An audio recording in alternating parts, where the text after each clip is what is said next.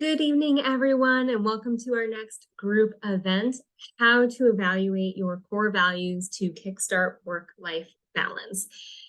So if this is the first video that you're ever watching or the first event that you've joined, my name is Taryn Hewitt. I am the organizer of this group, Work-Life Balance for Overachievers. I am also a work-life balance coach, which is what initially prompted me to start this because I understand exactly how difficult this can be for some people. And I'm really passionate about helping everybody understand how, the tweaks and the adjustments that they can make to their everyday life to find meaningful work-life balance and be able to focus on creating time for everything that's really most important to you. And that's what values work is all about. And so this is a topic that I absolutely love diving into, and I'm really excited that we're setting aside some time for it today.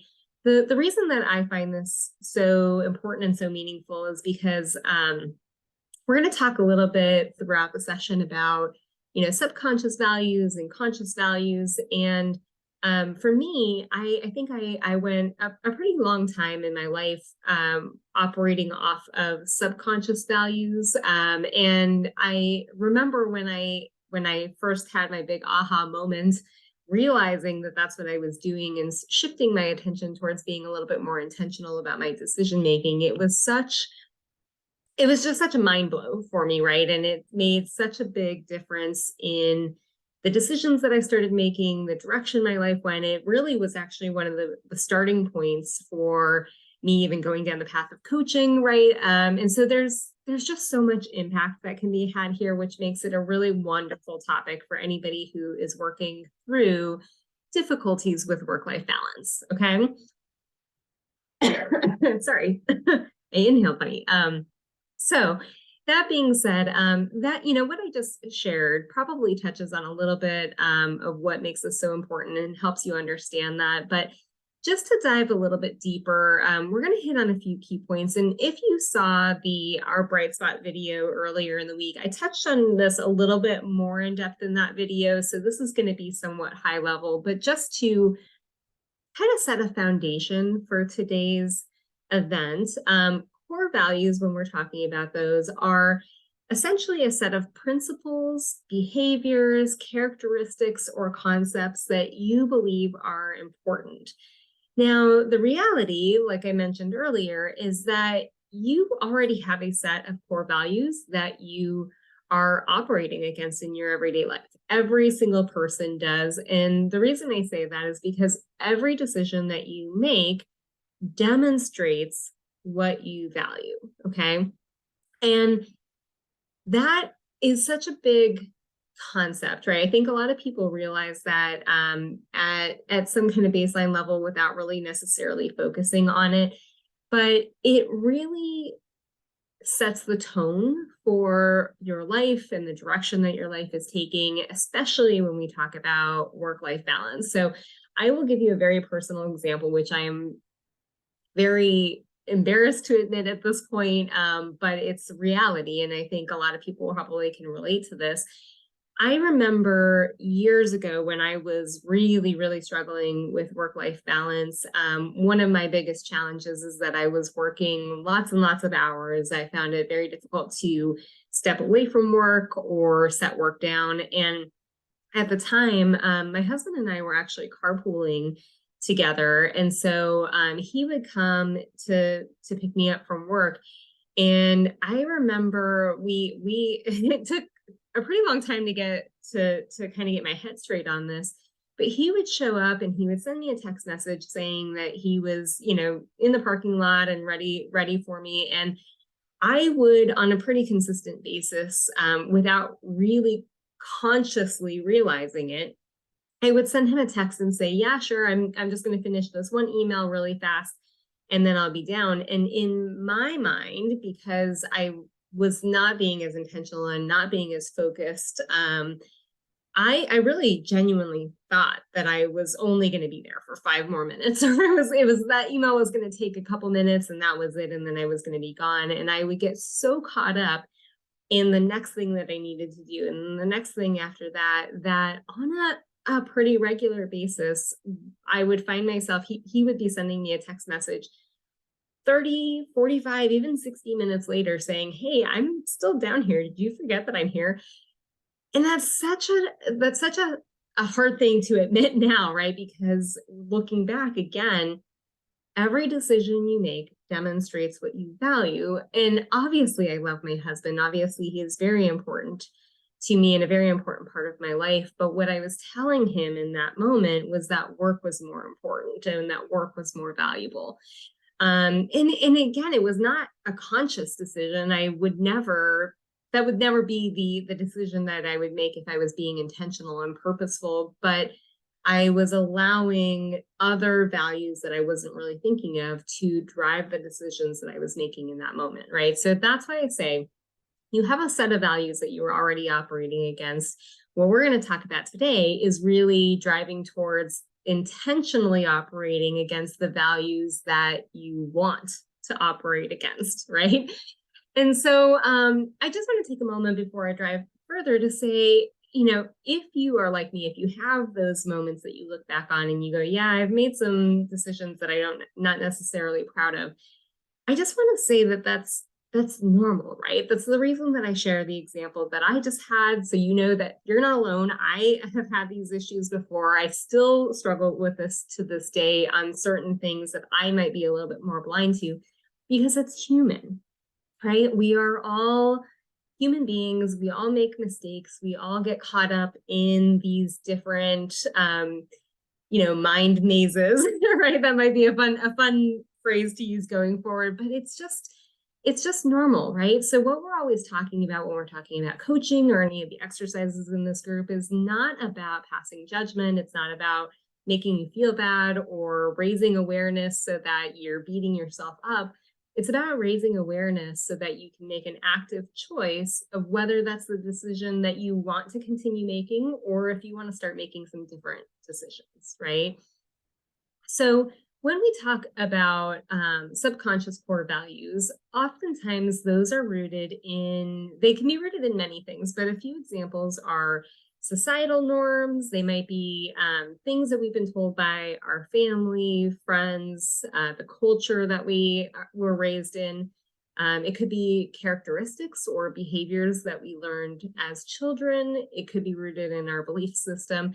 And one really big one that we'll touch on a little bit more later is it could be rooted in things that we think we should value, right? So should can come up in all of those other bullet points, the societal norms and all of that stuff, but it can also come up in just like our own perception of what different values mean.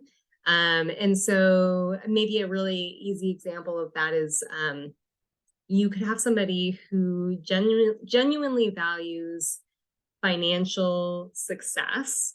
And there can be many reasons that they value that, but they could genuinely repress that or push away that value or reject that value because that feels greedy or they feel bad for wanting financial success. There can be a lot of very complicated emotions when we start talking about values work. And so again, those things are very, very normal. And what I just want to say is whatever your values are, it's okay. When you're doing values work, this is a space where you want to start pulling in and practicing a lack of self-judgment, which can be really, really challenging at times. But I just want to encourage you to give yourself that grace and that space to be okay with any idea that comes to mind, any value that you might consider, even if it feels a little bit uncomfortable in the moment, because that's what growth ultimately is about, is embracing that discomfort if something comes up. So just pay attention to it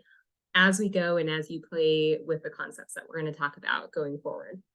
So conscious core values can share some of those characteristics that we were just talking about, but they can also differ oftentimes when we reflect about what's important to us as individuals. And so the reality is, if you want a life that reflects your values, it starts with recognizing what your true personal values are, and then starting to make decisions according to those values.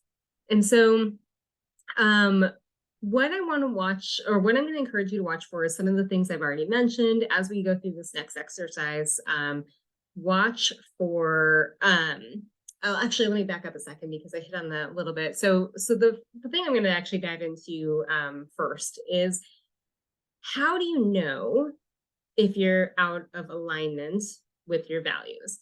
Um, this is a really important question because oftentimes, if you are struggling with work-life balance, there's a really good chance that there is something out of alignment. It may not be the case in all cases, in every situation, but it's oftentimes present in some way. And so, signs that you can watch for are feelings of guilt, shame, frustration, dissatisfaction. This can oftentimes also come up in physical sensations that may manifest in your body. It could be things like a feeling of a pit in your stomach, a weight in your chest, a tightness in your throat, anything that represents for you some level of physical stress.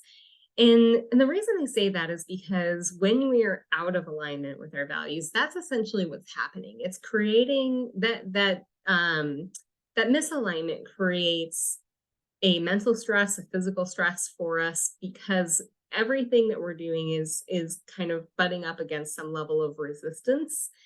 And so that's why this becomes so important. First off, because that stress ultimately makes it harder to actually achieve work-life balance, right? Anytime you're faced with stress or anytime you're in a place of stress or discomfort, oftentimes that's the primary thing that you're able to focus on. You don't have enough mental capacity to genuinely solutioneer or come up with new ideas. And so that's automatically creating an obstacle for you. But the other piece of it, right, is that part of balance and true genuine balance is how you, not only what you're fitting into your time, but it's how you feel about the things that you're fitting in. And it's about increasing more of what gives you energy, reducing what drains you. All of those things factor into it. And so if you have this constant resistance because of a misalignment of values, it's always going to taint everything else that's going on, right? And so when you recognize these feelings that we talked about, either those physical sensations or the feelings of guilt, what you'll find is that it can happen after a triggering event, right? So in the example that I gave you where I was leaving poor Jeff in the car for very long periods of time, I always, every single time, felt horrible afterwards, right? I would feel guilty for it as I was like rushing to the elevator. He would very understandably be upset, and then I would be resentful of the upset even though I understood it, right? It just created this dissonance because of that misalignment. You can also see this over a long period of time, right? So it may not be a single event or a single series of events that necessarily triggers it, but if you have this kind of ongoing feeling of guilt or frustration or any of those things, it might be an indicator of maybe like a trend in decision making that you're doing that's either contributing to that misalignment, contributing to your work-life balance challenges. And so, another example that I'll give you for myself is one of my values is growth. And it's really important to me. I consider myself to be a lifelong learner. I always want to be learning new things and engrossing in advancing myself intellectually and as a person and a human being. And I recently did my own evaluation and realized that in my corporate career, I was missing out on that growth element. And I may talk about that a little bit more as we go. But I use that as an example because that doesn't come necessarily from a series of events, right? Like I'm in a position that, for all intents and purposes, should have growth. There should be that level of growth. And so the fact that I was noticing a gap there probably comes from several decisions made over the span of time that I've been there, maybe recent decisions in the last few months, or a series of thoughts or behaviors that I've exhibited, right? So there can be a lot to those like more long-term situations. So if you notice those feelings and you notice a potential lack of alignment, or you just want to do kind of a reset or a fresh evaluation of your values, that's what we're really going to talk about next. So when it's time to evaluate your values, the first thing that you want to do is start with what your values are. So if this is the point where if you really want to start digging in and you want to follow the exercise, you can pause the video, you can pull out pen and paper, and you can continue to pause as you would like, just to continue working through this exercise, or of course, go back and listen to this at any other time that you would like. Now, if you've never done a values exercise before and you don't know what your actual values are, what I would recommend for the moment is just starting with 3 to 5 values that come to mind. And then if you want to actually do a full initial values exercise where you're just trying, you don't actually know what your values are and you want to do that first analysis to really hone in on what your values are, send me a message, right? That can be a comment a comment under this video. You can send me a DM. I'm happy to send you those steps. That initial values assessment and that initial values exercise is going to be a little bit different than what we're talking about today. So for now, you're just going to list 3 to 5 starter values. And when we're talking about values, again, it can be any number of things. It might be something like a characteristic like integrity. It could be a concept like family or achievement or financial success. Growth, I mentioned, is one of mine. I have adventure listed as one, and that means something different for me than it might mean for you. And so it's just cherry picking those few words that really have special personal meaning for you. Okay. So once you have your 3 to 5 values listed, what you're going to do is look at each one of them. And then I want you to rate them on a scale of 1 to 10. So you're going to rate each one on the scale of 1 to 10, with 1 being an indication that you never take action on that value, and 10 being an indication that you always take action on that value. Okay. So again, you can pause here if you want to just take a second to do that rating. But once you have finished your rating, what I want you to do is just take a step back and look at the values overall as one singular picture, and think about what, if anything, stands out as being lower than you would like. Now, again, lower is a very subjective term. One person might consider a 7 to be low. Somebody else might consider a 3 to be low. So this is just for you, right? This is your exercise. So what stands out as being lower than you'd like? Now, once you identify those, I recommend either circling them, listing them separately, however it is that you want to draw attention to really hone in on those for the rest of the exercise. What I would say then next is to think about, why are these values lower than you'd like? So this is a really good opportunity just to do what I always call a brain dump, right? So this is the space of no judgment, no filtering of your brain, anything like that. Just jot down any ideas that come out as to why these are lower than you would like. Okay. The other question, again, pause as needed, but the next question that I'll ask you is, what decisions have you made recently that go against those values, or maybe in conflict? That might be a different way to think about it. Again, this is no judgment. This is just what it is, right? None of us are always going to be 100% on track with this. So I'm asking this question because I expect it, because it's normal. It's okay if you have made decisions that are in conflict with it. We're just going to identify them. We're going to bring them to a level of awareness, and then we're going to work through them. Okay.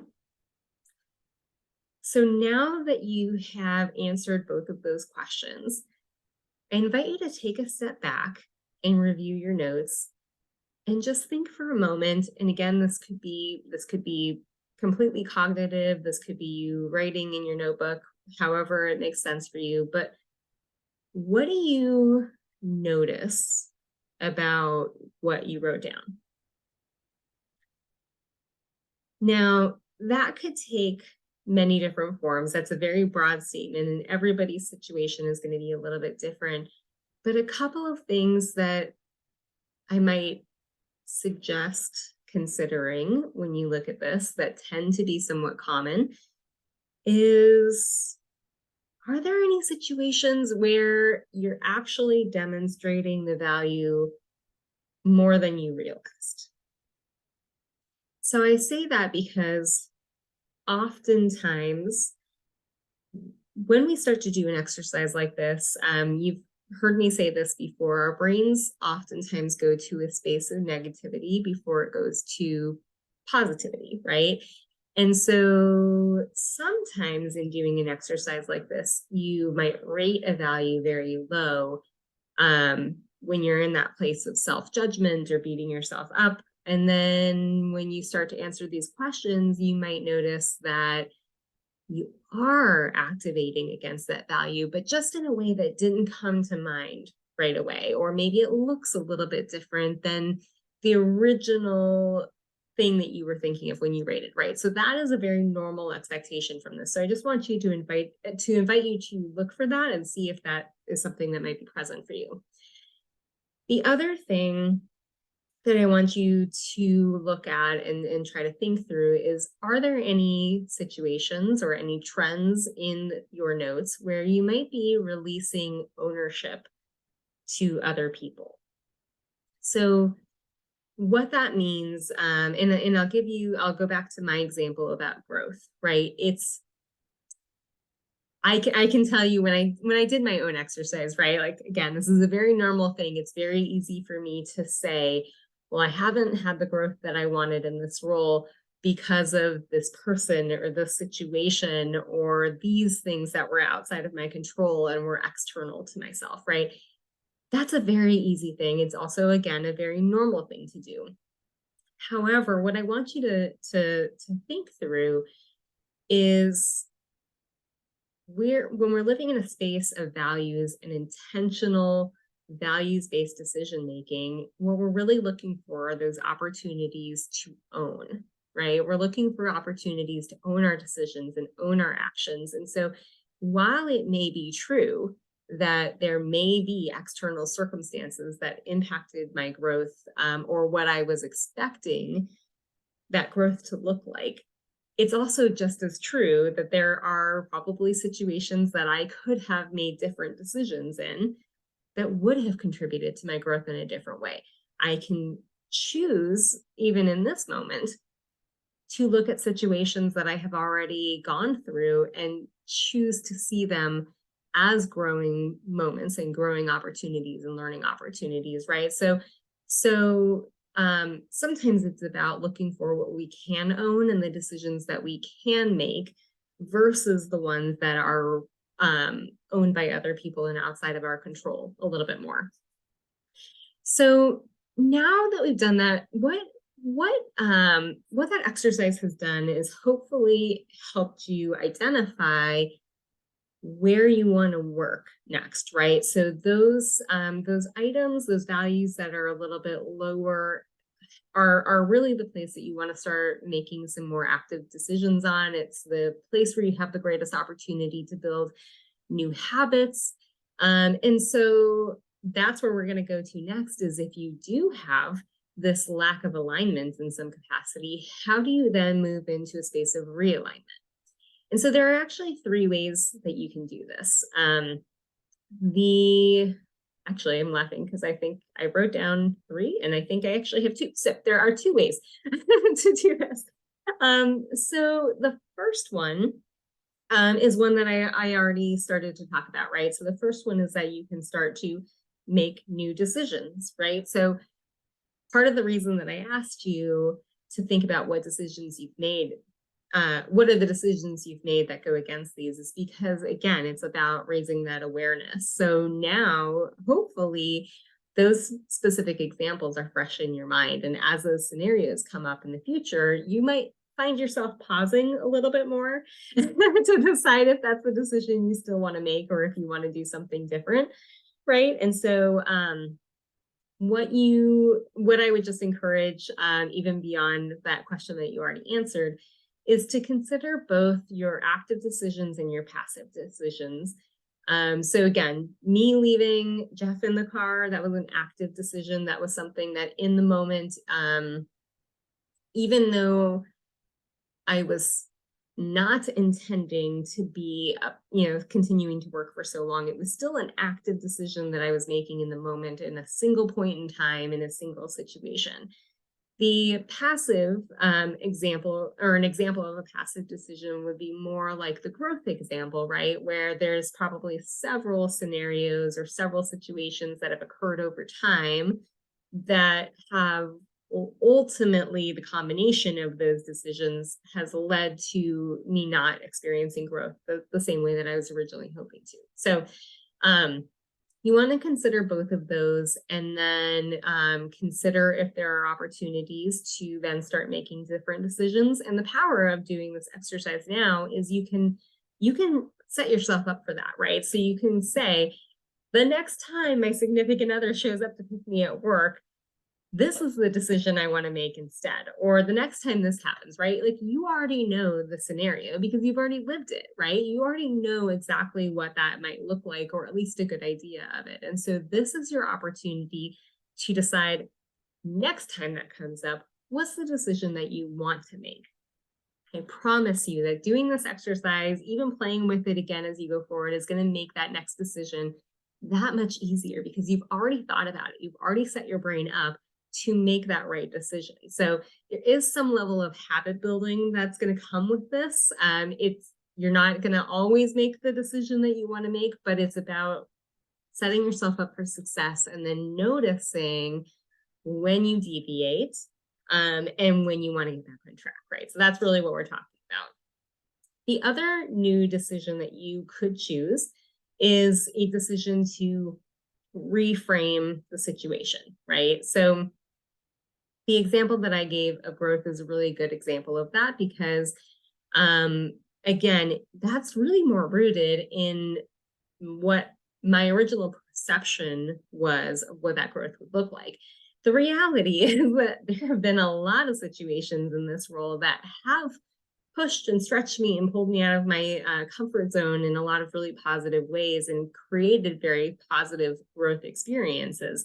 They just look different than what I was originally thinking, right? And so even just acknowledging that and realizing how I've grown in other unexpected ways creates a completely different feeling to how I feel about that value and how I feel about activating against that value. And so that is a decision that you can make as well. The main thing I would say to be careful with that is that you're not using a reframe to avoid a more uncomfortable but better decision, right? So we don't want to use the reframe to settle or to tolerate or anything along those lines, but more to kind of bring a different energy into it, and to decide if we want to continue focusing, like in that example, do I want to continue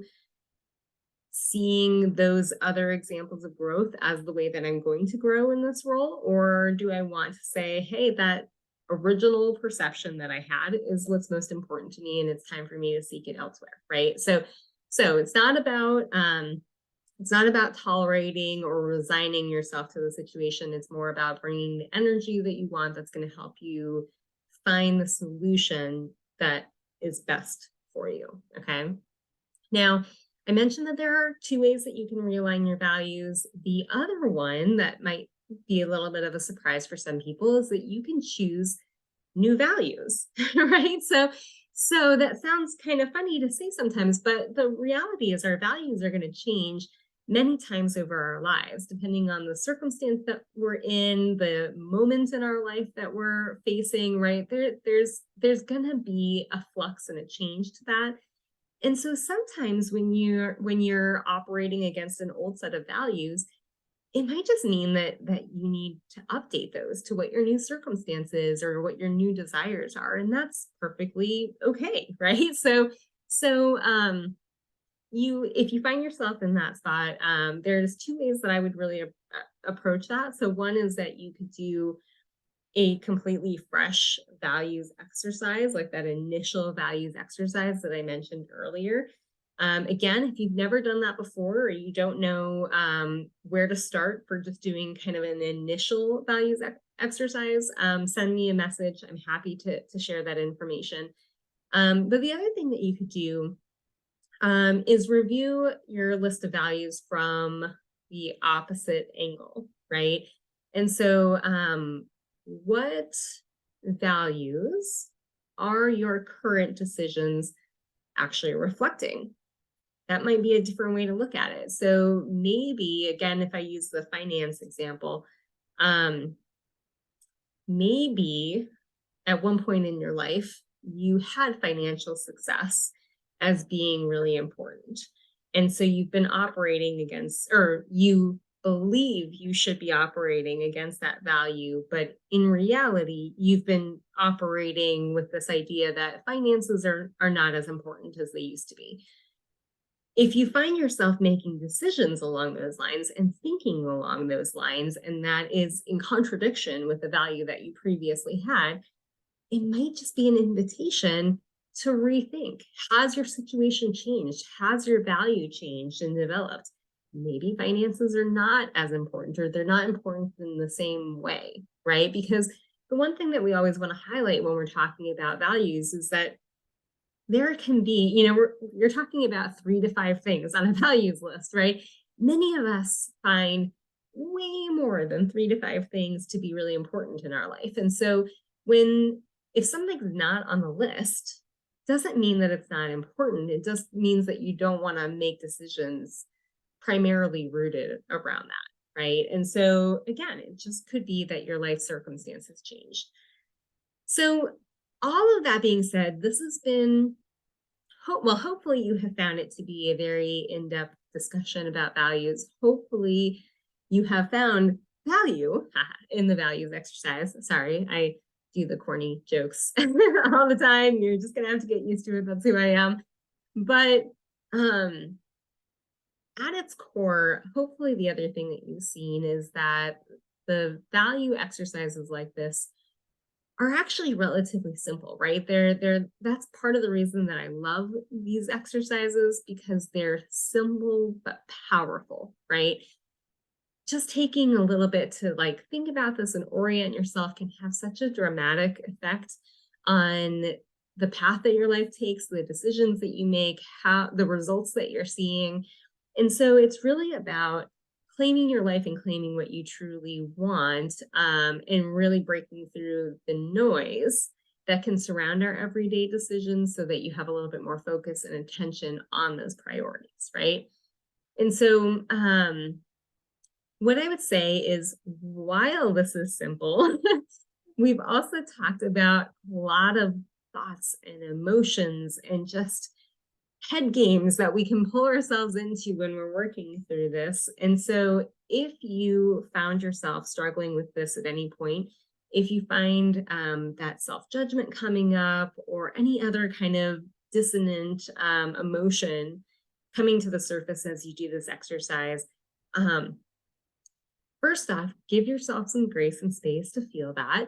But also, I invite you to reach out to me in those moments. Those can be examples of a sign that maybe it's time to work with somebody else, or maybe to get some help on these to make sure that you're really, truly thinking through them in a way that's going to support you in everything that you're trying to do. And what's most important, I would say, beyond that is that this is going to be the key that really unlocks the balance that you're looking for. And if you are not sure how that fits in yet, if you understand it, but you don't really understand how it fits into the balance piece of things, again, that's an example where I would say shoot me a message, drop a comment in the chat, whatever the case is. I'd love to have a discussion about that and really help understand the type of difference that this could make for you, because it really does um, really create the starting point, I think, for the balance that we're all looking for. And so when I post this, I will also make sure that I post a link to my calendar. That's another way that you can schedule time with me. But either, however it is that you seek help, I just encourage you to reach out.